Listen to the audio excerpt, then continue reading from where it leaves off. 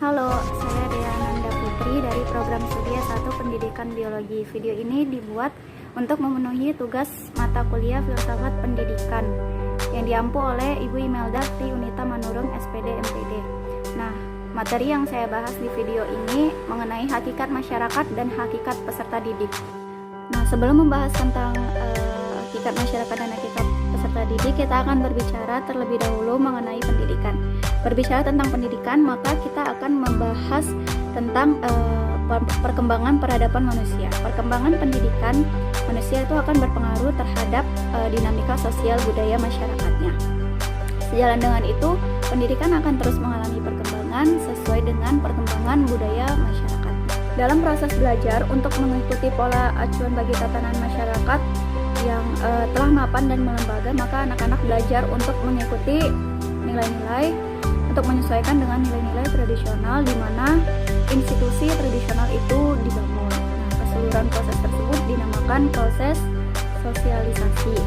Proses sosialisasi harus berjalan dengan wajar dan mulus. Oleh karena itu, kita semua mengetahui betapa pentingnya proses sosialisasi. Orang tua dan keluarga berharap sekolah dapat melaksanakan proses sosialisasi dengan baik. Dalam lembaga-lembaga ini, guru-guru di sekolah juga dipandang sebagai model yang dapat mengemban amanat orang tua agar anak-anak memahami dan kemudian mengadopsi nilai-nilai budaya masyarakatnya. Selanjutnya mengenai hakikat masyarakat. Masyarakat itu suatu perwujudan kehidupan bersama manusia. Nah, dalam masyarakat biasanya terjadi proses hubungan antar aksi. Istilahnya masyarakat itu sebagai wadah atau tempat berlangsungnya interaksi warga masyarakat itu sendiri. Nah, peran pendidikan dalam masyarakat itu ada banyak ahli menjelaskan. Tetapi kita tarik kesimpulannya saja bahwa peran pendidikan dalam masyarakat itu yang pertama memindahkan nilai-nilai budaya, nilai-nilai pengajaran, peningkatan mobilitas sosial, fungsi stratifikasi, latihan jabatan, mengembangkan dan memantapkan hubungan-hubungan sosial. Mengenai hakikat peserta didik. Peserta didik merupakan seseorang yang sedang berkembang, yang memiliki potensi tertentu dengan bantuan pendidik atau yang mengembangkan potensinya tersebut secara optimal. Atau peserta didik itu sebutan bagi orang yang menempuh pendidikan dilihat dari tatanan makronya. Setiap peserta didik memiliki ciri atau karakteristik yang berbeda-beda yang diperoleh dari lingkungannya. Nah, ada tiga ciri anak didik. Yang pertama, kelemahan atau ketidakberdayaan.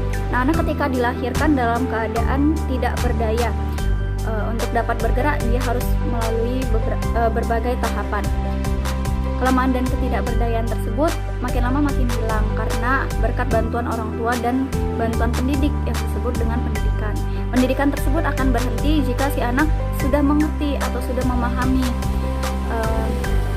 segala sesuatunya, seperti pada saat dia sudah dewasa. Nah, pendidikan justru hadir karena adanya ciri kelemahan dan ketidakberdayaan. Nah, yang kedua, anak didik adalah makhluk yang ingin berkembang. Nah, keinginan berkembang tersebut yang menggantikan ketidakmampuan pada saat anak lahir. Keinginan tersebut mendorong anak-anak untuk bangkit, untuk giat, yang menyebabkan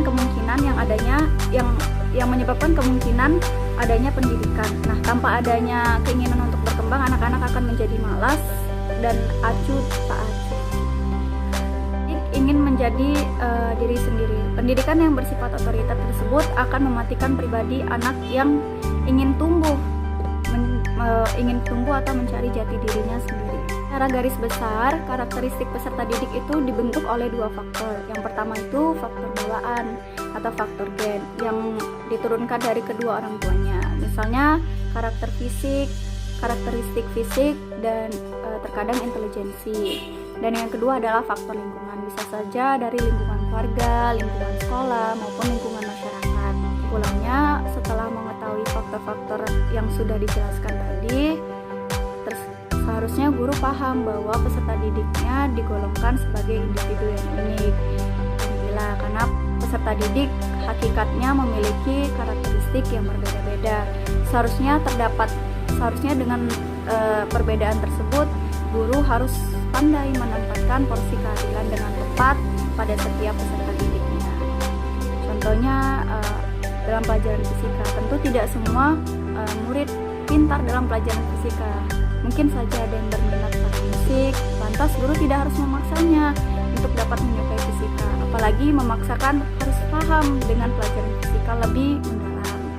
Dengan memberikan contohnya soal tugas yang banyak dan sulit, ditambah sanksinya yang berat apabila tidak mengerjakannya. Hal inilah yang menciptakan potensi buruk bagi peserta didik.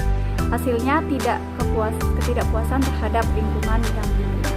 Prinsipnya, perkembangan psikis peserta didik itu selalu ke arah yang lebih baik, seiring dengan tingkat materi pelajaran yang diberikan juga semakin tinggi, sehingga membantu peserta didik berpikir secara realistis dan sistematis.